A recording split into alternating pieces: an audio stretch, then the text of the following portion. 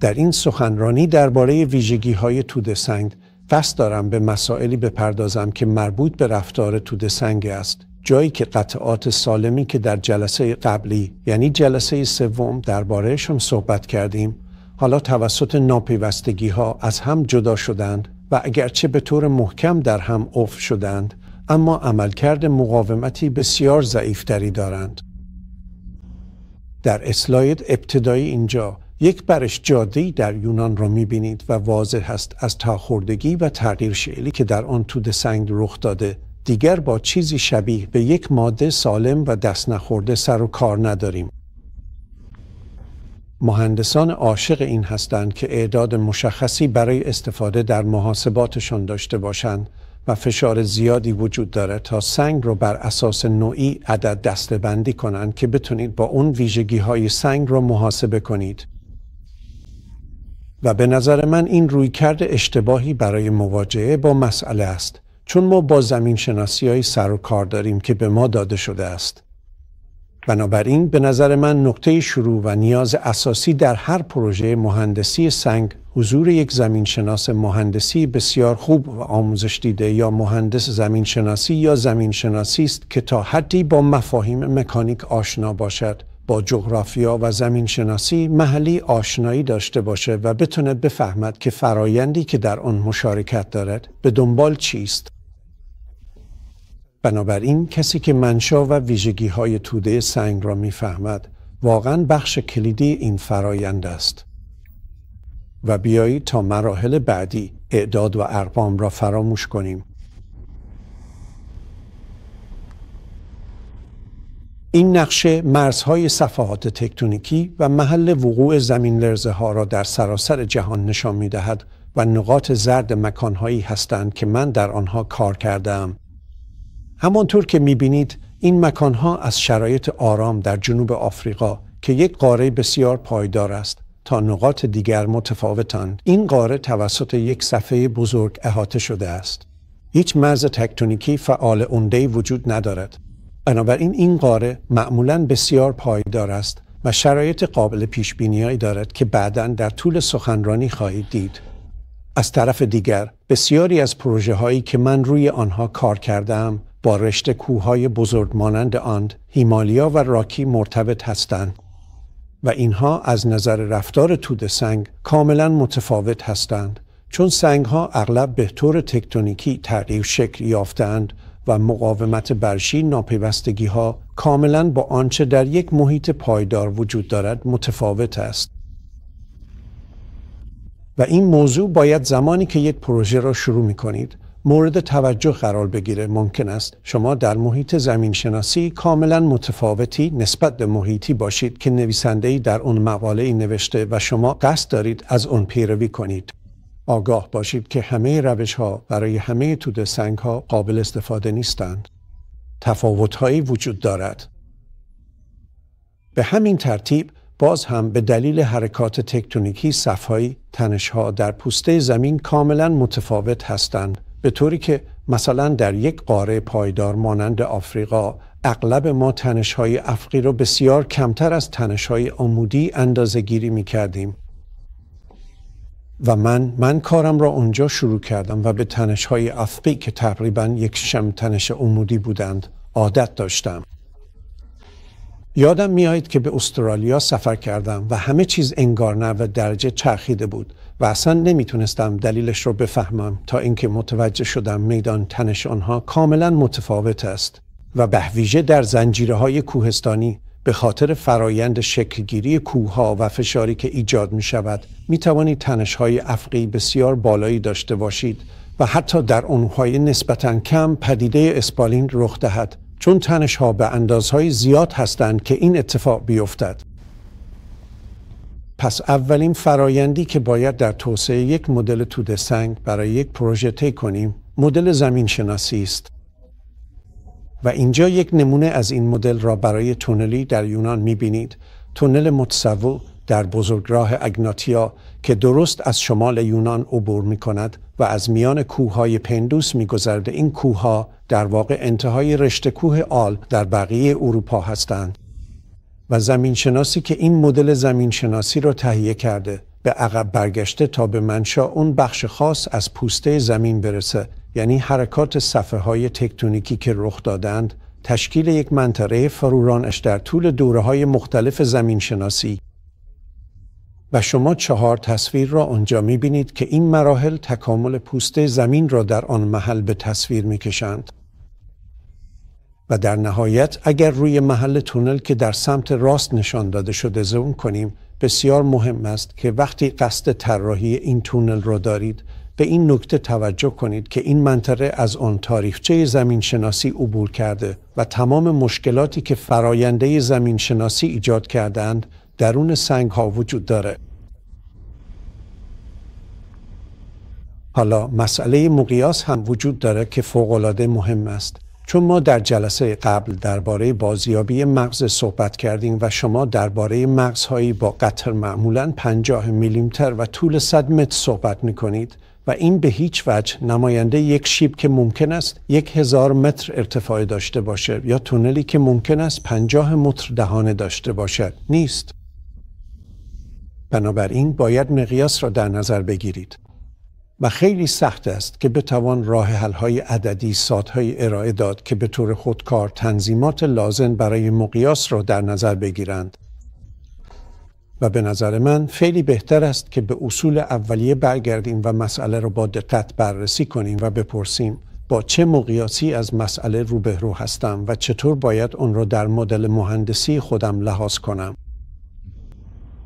و این تصویر نشون می‌دهد که رفتار می‌تواند از حالت کاملا دست نخورده در بالا تا رفتاری که کاملا تحت کنترل ساختاری است تغییر کند، جایی که شما با 1 یا 2 ناپیوستگی در ابعاد توده سنگی که با آن سر و کار دارید مواجه می‌شوید که در مورد یک تونل ممکن است 10 متر باشد و در مورد یک شیب 1000 متری ممکن است 100 متر باشد. خب چه نوع ناپیوستگی‌هایی در آن حجم از سنگ وجود دارد؟ و همینطور تا توده سنگ هایی که چندین درزه دارند که در لحظه های دیگر نمونه هایی از آن را به شما نشان خواهم داد. برای مثال در معدن روباز چوکویکاماتا در شیلی، عمق گودال در حال حاضر 1 کیلومتر است. اگر به عکس بالا سمت چپ نگاه کنید، خواهید دید که سکوها که هر کدام 18 متر ارتفاع دارند، به وضوح توسط ویژگی های ساختاری مشخص شده‌اند. شما گوها و بلوک‌هایی دارید که به سادگی جدا می‌شوند، چون اینها توسط ویژگی‌های ساختاری متقاطع تعریف شدند و تحت تأثیر نیروی جاذبه سقوط می‌کنند. از طرف دیگر، در شیب 1000 متری، وقتی عقب می‌ایستید و به آن نگاه می‌کنید، تقریباً شبیه یک خاکشنی با ذرات ریز به نظر می‌رسد.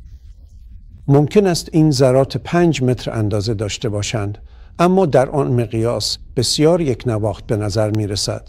ما همچنان ویژگی های اصلی مانند گسل ها و مناطق برشی را به عنوان عناصر مجزا در تحلیل های خود وارد می کنیم، اما در اینجا این توجیه وجود دارد که کل توده سنگ را به عنوان یک ماده یک نواخت در نظر بگیریم. آب فوق‌العاده مهم است و می تواند مشکلات بزرگی در تونل زنی ایجاد کند، عمدتاً از دیدگاه ساخت و ساز. آب فقط مزاحمت است و باید از شر آن خلاص شوید، اما همچنین پیامدهای فشاری هم دارد. و در پایداری شیب آب فوق‌العاده اهمیت دارد، چون باعث کاهش مقاومت برشی ماده می شود به دلیل ایجاد فشارهای داخلی، یعنی فشارهای منفذی یا فشار روی سطوح ناپیوستگی. بنابراین واقعا لازم است که یک مدل هیدرولوژیکی رو به موازات مدل زمین شناسی بسازیم تا در نهایت به یک توصیف کامل از رفتار توده سنگ برسیم. حالا نقطه شروع بیشتر تفکرات فعلی ما درباره رفتار توده سنگ و افرادی مثل داندیر در دانشگاه ایلینوی برمیگردد، کسی که یک طبقه بندی بسیار ساده بر اساس بازیابی مغز پیشنهاد داد و به طور کلی فرض می کند که شما بلوک‌های سالمی از سنگ سخت دارید که به طور محکم با همسایگان خود در هم قاف شدند، اگر هنوز در جای خود و دست نخورده باشند، و اینکه رفتار توده در واقع تابعی است از اینکه این بلوک‌ها چگونه می توانند حرکت کنند و چرخند، تغییر شکل دهند و گاهی اوقات بشکنند. اما در درجه اول رفتار توده سنگ توسط ناپیوستگی‌ها، مقاومت برشی و جهتگیری صحبعدی این ناپیوستگی‌ها در توده کنترل می‌شود. و در یک سر این مقیاس، اگر ما سنگ تودهایی داشته باشیم با ناپیوستگی‌هایی که فاصله زیادی از هم دارند، شکست‌ها به وضوح به صورت ساختاری تعریف می‌شوند. پس همانطور که در سمت چپ می‌بینید، یک شکست گوهایی در یک پله معدن روباز وجود دارد، جایی که دو صفحه متقاطع وضعیتی ایجاد کردند که گوه به سادگی در امتداد خط تقاطع سر می‌خورد و بیرون می‌آید. و در سمت راست شما یک شکست احتمالی واژگونی را می‌بینید، جایی که درزهای اصلی به سمت داخل شیب متمایل هستند نه به سمت بیرون، و جایی که یک ستون بلند تمایل داره به تدریج واژگون شود. پیامدهای این دو نوع شکست کاملا متفاوت است. اما هر دوی آنها توسط ویژگی‌های ساختاری کنترل می‌شوند، نه توسط خواص ماده دست نخورده. و به همین ترتیب در تونل، این یک تونل در ولز است که شاید حدود 120 سال پیش ساخته شده و از میان یک سکوی معدن سنگ لوح عبور می‌کنه. شما می توانید ببینید که تعریف ساختاری شکست در آنجا بسیار بسیار قوی است و گوها در سقف به سادگی تحت تأثیر جاذبه سقوط می کنند. در آن زمانها هیچ گونه پشتیبانی در ساخت تونل ها اعمال نمی شد. و باز هم در سمت چپ می بینید توده سنگ سخت محکم در هم قفل شده است که اگرچه نسبتاً ناهموار است، اما به ما اجازه می دهد شیب تند و پایدار بسازیم.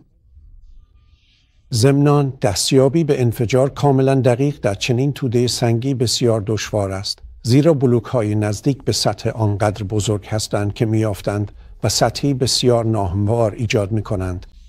بنابراین مردم معمولاً خیلی دقت می کنند تا نتایج انفجار کاملا بی‌نقص را ببینند، اما این همیشه امکان پذیر نیست، چون خود سنگ اجازه چنین کاری را نمی دهد.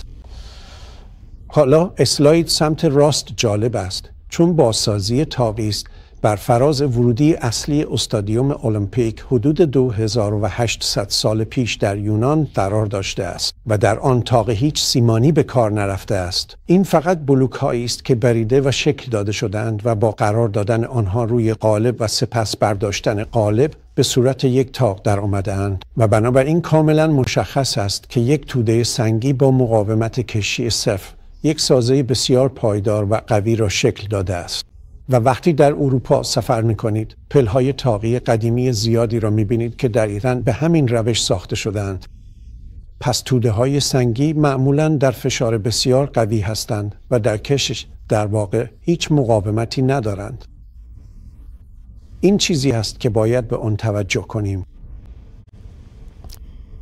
و فقط برای جمع‌بندی دوباره در یک توده سنگ سخت، رفتار تقریباً به طور کامل به جهتگیری و مقاومت برشی ناپیوستگی ها بستگی داره. اما همونطور که در پایین سمت راست نشان داده شده، اگر یک توده سنگی دچار دگرشگیری تکتونیکی شده باشد، معمولاً آنهایی که در رشته کوههایی مثل آند، آلپ یا هیمالیا پیدا می‌کنیم، ساختار اون تقریباً به طور کامل توسط حرکات تکتونیکی از بین رفته است. حتی قطعات سالم سنگ هم ممکن است شکسته یا بریده شده باشند و شما با نوع کاملاً متفاوتی از رفتار مواجه می‌شوید. در اینجا مثالی از ونزوئلا داریم که می‌بینید در جبهه تونل توده سنگ به شدت بریده و برشی شده است. تقریباً هیچ ساختار قابل تشخیصی در آن باقی نمانده است. و در پایین سمت راست می‌بینید که نتیجه این موضوع، یعنی همون شکست ناشی از تغییر شکل شدید یا به اصطلاح ما فشردگی در تونل رخ داده است. حالا با در نظر گرفتن همه این موارد، تلاش‌های زیادی برای ایجاد مجموعی از طبقه‌بندی‌ها یا توصیف‌ها صورت گرفته تا اعدادی را که مهندسان واقعاً برای طراحی در توده‌های سنگی نیاز دارند تعیین کنند. و من فقط به یکی از اینها می‌پردازم که شاخص مقاومت زمینشناسی است که و مهمترین مقاله‌ای که در این زمینه منتشر شده توسط خود من و پل مارینوس از آتن یونان در سال 2000 نوشته شده است. و آنچه ما سعی کردیم انجام دهیم این بود که یک نمودار بسیار ساده طراحی کنیم تا زمین شناسان بتونن به صورت بصری از اون استفاده کنند و ویژگی های سنگ رو به صورت یک عدد تعریف کنند.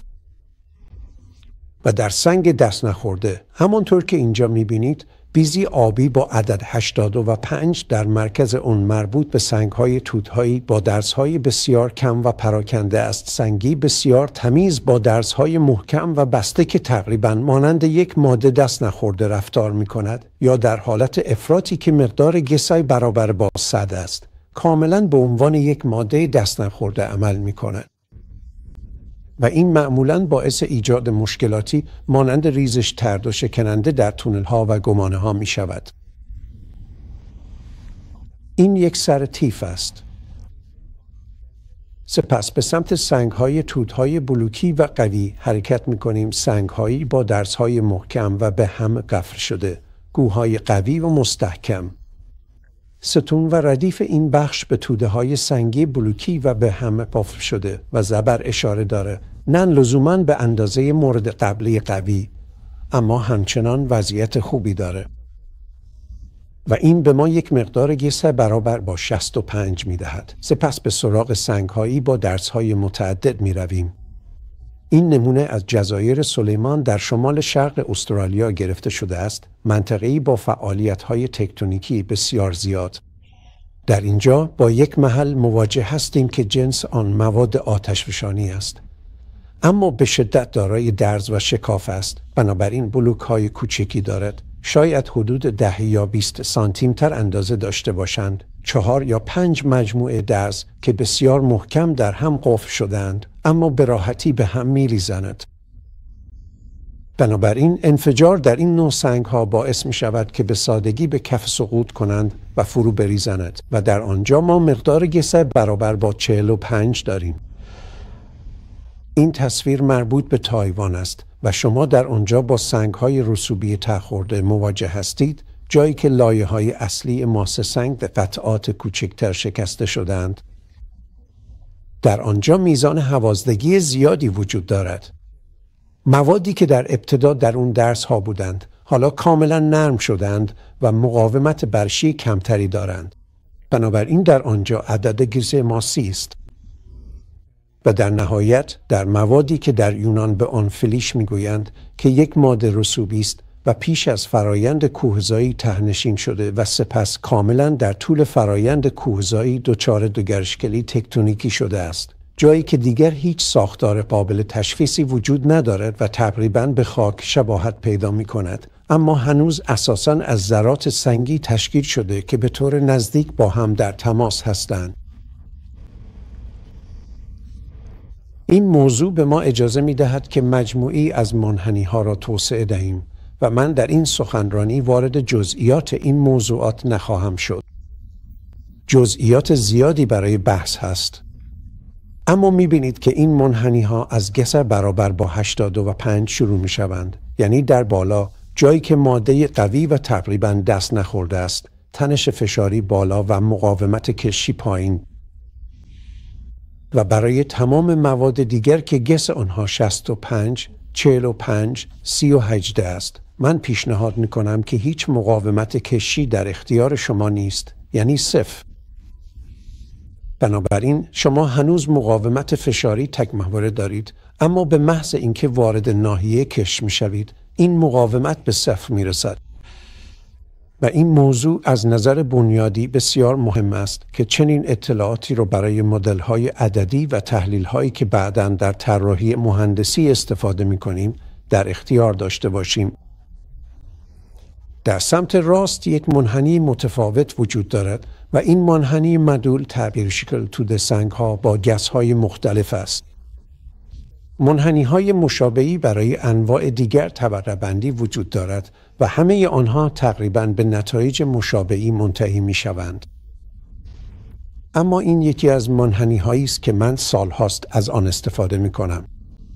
پس ما هم ویژگی‌های مقاومتی و هم ویژگی‌های تغییر شکل را داریم که می‌توانیم آنها را در طراحی به کار ببریم. حالا گسی را نمیتوان برای بسیاری از موارد استفاده کرد.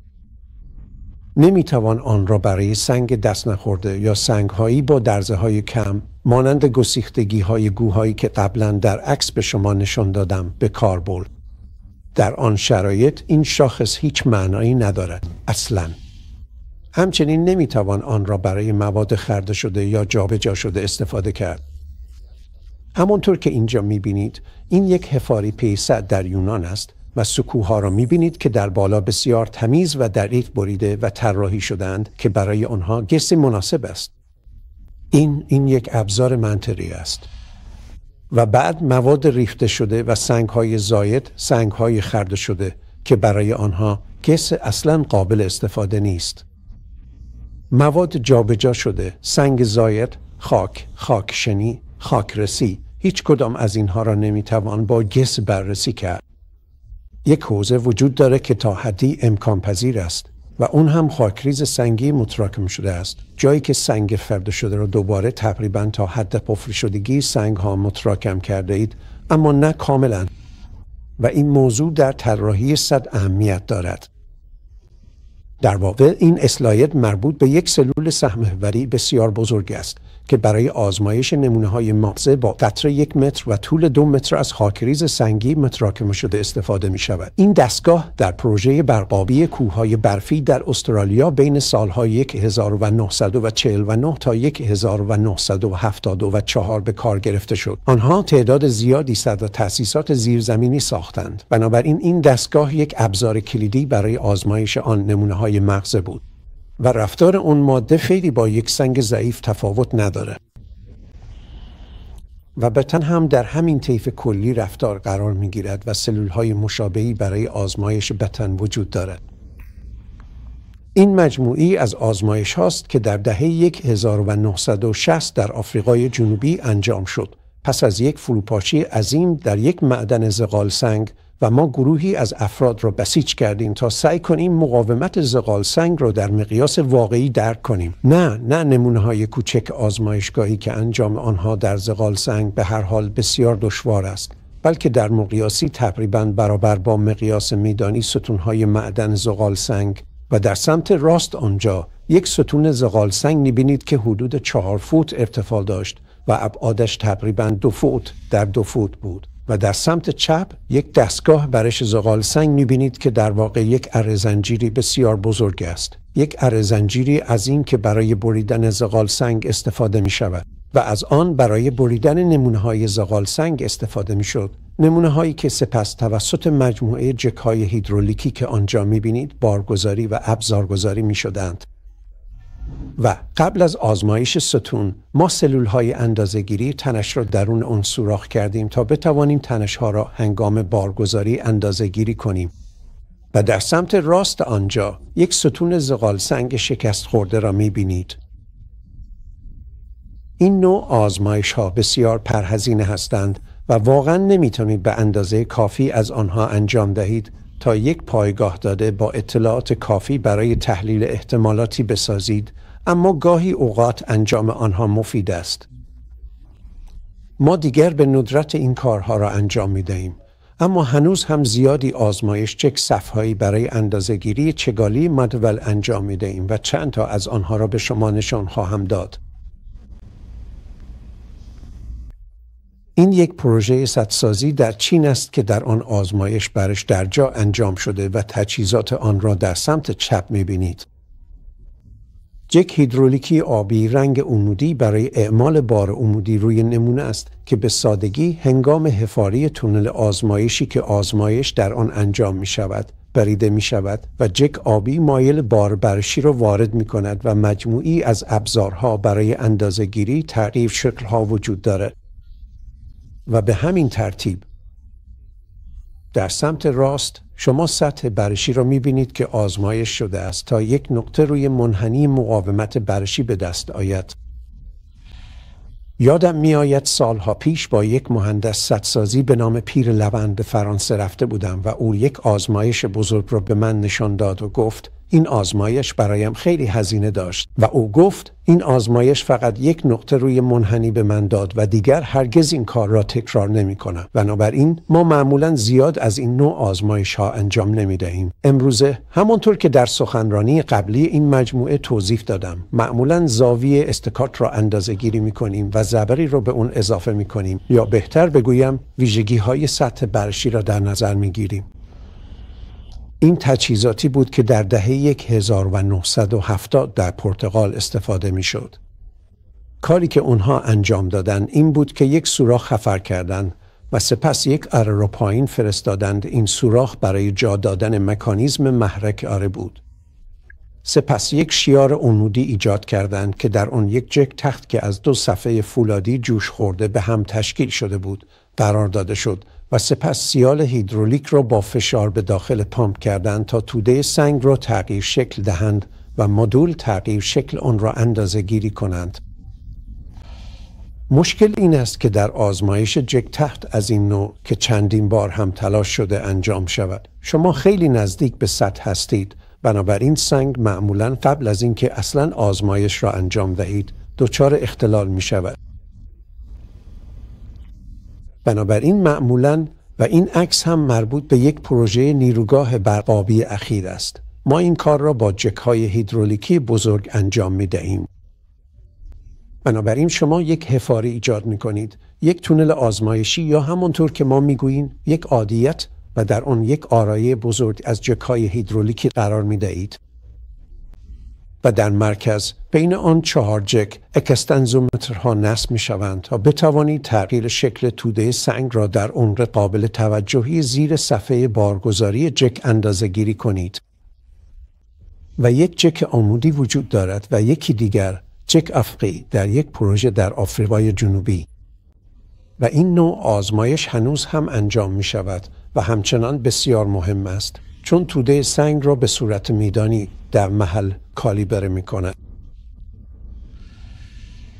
و اینجا یک مطالعه موردی داریم که این بحث را جمع‌بندی می کنه، چون واقعا لازم است راهی برای تایید این داشته باشیم که تمام اطلاعاتی که جمع آوری و تحلیل کرده ایم و به معیار شکست رسیدهایم و آزمایش های تک تک انجام داده ایم، همه اینها کنار هم قرار بگیرند و یک مدل توده سنگ قابل اجرا به ما بدهند که واقعا در میدان عمل کنه. بنابراین میخواهم یک مطالعه موردی کوتاه از پروژه ذخیره‌سازی پمپاژ دریکنسبرگ در آفریقای جنوبی را مرور کنم که طراحی آن در اوایل دهه 70 میلادی انجام شد و ساخت آن تا اواخر دهه 1970 به پایان رسید.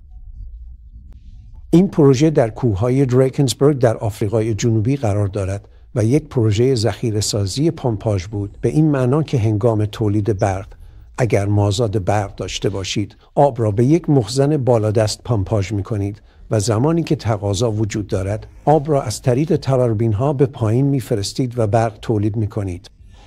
و این پروژه در منطقه‌ای با زمین شناسی بسیار پایدار و قابل پیش بینی قرار داشت، یعنی لایه‌های رسوبی تخت، ماس سنگ، سیلت سنگ، لایه‌های گل سنگ و ما.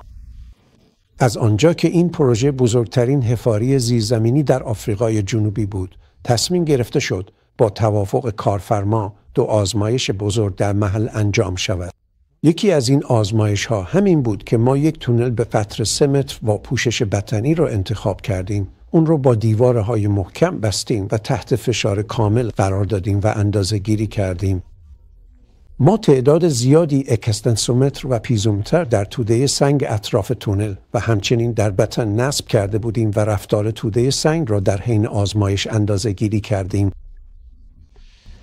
همچنین ما آزمایشی انجام دادیم تا ایجاد قوس در سقف غار را شبیه سازی کنیم.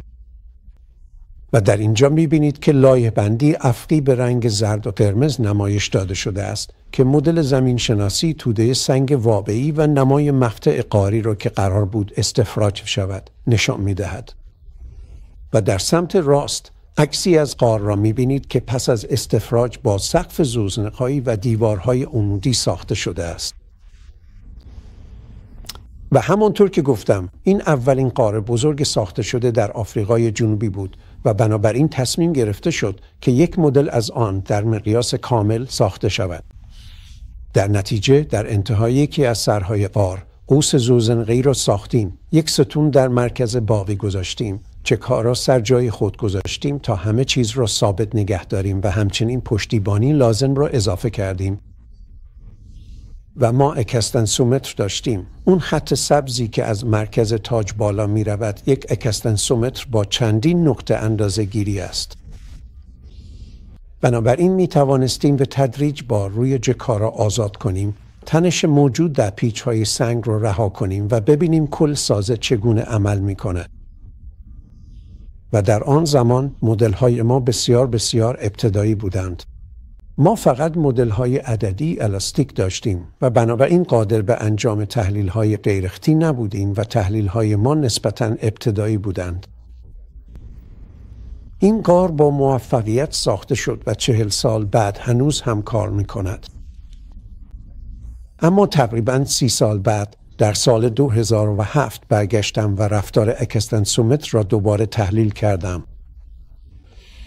و شما نمودار پایین صفحه را می‌بینید که خطوط نقطه چین مقادیر اندازه‌گیری شده هستند و خطوط پیوسته مقادیر محاسبه شده‌اند و رنگ‌ها هم با هم مطابقت دارند. و برای مهندسی سنگ این نتیجه واقعاً خوب است. خیلی بهتر از این نمی‌شد انجام داد. پس ما اون زمان اطمینان پیدا کردیم که این مدل واقعاً کار می‌کند. این اطمینان اخیراً مورد آزمایش قرار گرفت چون حدود 10 سال پیش شروع به کار روی یک پروژه مشابه در حدود 3 کیلومتری آنجا کردند. آنها به یک طرح ذخیره‌سازی پمپاژ دیگری نیاز داشتند. بنابراین یک طرح جدید که در ابتدا برام هوک نام داشت و حالا اینگولا نامیده می شود طراحی شد. و این سوال پیش آمد که آیا می توانیم داده های پروژه دراکونزبرگ را که شرایط توده سنگی نسبتاً مشابهی داشت، البته نه کاملاً یکسان، برای طراحی حفاری های زیرزمینی اینگولا استفاده کنیم. و من هیچ وقت به محل پروژه نرفتم، اما خیلی با طراحان مکاتبه داشتم چون قبلاً روی پروژه دراکونزبرگ کار کرده بودم. آنها بعداً جلو رفتند و یک غار زیرزمینی رو با استفاده از مدلی از توده سنگ که بسیار شبیه مدلی بود که من از تحلیل معکوسم به دست آورده بودم طراحی کردند. در اصل چیزی که نشون داد این بود که اگر لایه‌های افقی سنگ را به عنوان تیرهای سالم با سطوح لایه‌بندی ضعیف در نظر بگیریم، تطابق بسیار خوبی با رفتار واقعی که اندازه‌گیری شده بود به دست می آوردیم. و این هم غار اینگولا در حال ساخت است. اینها دنباله ها هستند و من در جلسه ششم درباره طراحی غارهای بزرگ و همچنین لزوم برنامه‌ریزی دقیق و مرحله بندی در طراحی سازه صحبت خواهم کرد، چون امروزه ما از سنگ به عنوان مصالح مهندسی استفاده می کنیم. در گذشته معمولاً یک حفره ایجاد می کردیم و بعد داخل اون یک ساختمان می ساختیم چون مهندسان به سنگ اعتماد نداشتند. اما حالا به اندازه کافی درباره سنگ می دانیم که خود سنگ را به عنوان مصالح مهندسی به کار ببریم و اون را با کابل و پیچ سنگی تقویت کنیم و من درباره این موضوع در جلسه ششم صحبت خواهم کرد. اما اینها نقشه قرارگیری اکستنزونگترها و ترتیب حفاری است. و دو مرجع هم اینجا هست که مقالاتی را در این زمینه توصیف می کنند و اینجا تغییر شکل‌های اندازه‌گیری شده را می بینید. بالا سمت چپ و پایین سمت راست تغییر شکل‌هایی هستند که برای تاج اندازه‌گیری و محاسبه شده‌اند و تقریباً کاملاً با هم مطابقت دارند. بالا سمت راست و پایین سمت چپ اندازه‌گیری‌هایی در دیوارهای جانبی هستند که کمی دشوارترند، چون شما با یک دیوار جانبی بسیار بلند و نامنظم با بریدگی‌های مختلف روبرو هستید و بنابراین در مدل سازی اندکی تغییر در رفتار اون مشاهده می شود. اما باز هم از نظر مهندسی سنگ این نتایج فوق‌العاده هستند و رسیدن به این مرحله به نظر من واقعاً خوب است. از توجه شما سپاسگزارم.